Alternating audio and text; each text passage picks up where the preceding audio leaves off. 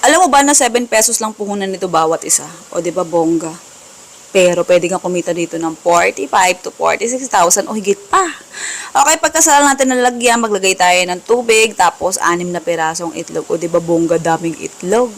And habang hinahalo natin yan, comment ka naman sa baba kung taga saan ka. Malay mo, ikaw na yung susunod natin na mabigyan ng libreng electric hand mixer or silicone utensils. Monthly yun. Abang-abang na. Lapit na natin yung post yung sino mabibigyan. Okay, paghahanda natin ng panibagong lalagyan, lagay tayo ng harina, tapos baking powder. Next, suka. Pang tulong pang paalsa yan. Condensed milk. Ayan, simutin natin kasi bawat latak niyan, binabayaran natin kasama lahat yan sa puhunan. Okay, tapos lagay tayo ulit ng itlog. 2 piraso. Pero kung nagtitipid ka, pwede kahit isa na lang lagay mo. Oo. Pero, minsan kasi, mas maganda lalo alsa pagka busog sa itlog.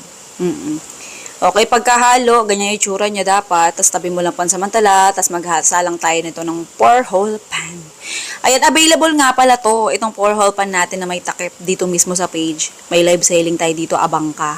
Oo, ayan. Tapos mantika, spread ka lang. Pwedeng isang beses ka lang maglagay ng mantika dito ha. Choice mo yon ha. Okay, dito sa butter natin, balik tayo. Bago natin isalang, ayan. Haluin, tapos salang tayo ng 2 tablespoon ng measuring spoon dito sa bawat hole ng ating 4-hole pan. Takpan. Pwede hindi takpan yan, ha? Okay? Tapos sa kabilang 4-hole pan natin, maglagay tayo konting mantika. Tapos, ayan, salang na tayo ng, and lagay tayo itlog. Okay, basta ikaw na nang bahala at nansya-tansya lang ang dami nang nilagay ko dito eh. Oo. Pero feeling ko sobra tong kong itlog. Feeling ko mga kahit 3 peraso lang pwede na dito. Kung magtitipid ka ha. Sa itlog ha, yung sa mixture kanina.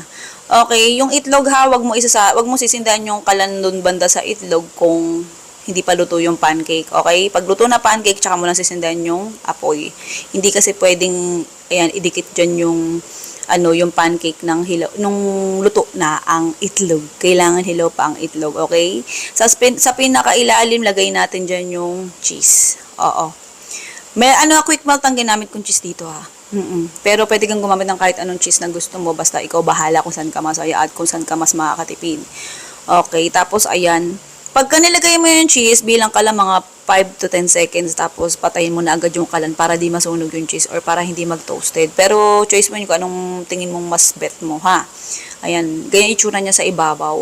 Tapos meron pa akong isang way ng pagluto nito. Ipapakita ko sa inyo ulit, ha? Okay, habang hinahangon natin yan, comment ka sa baba, kung tagasan ka.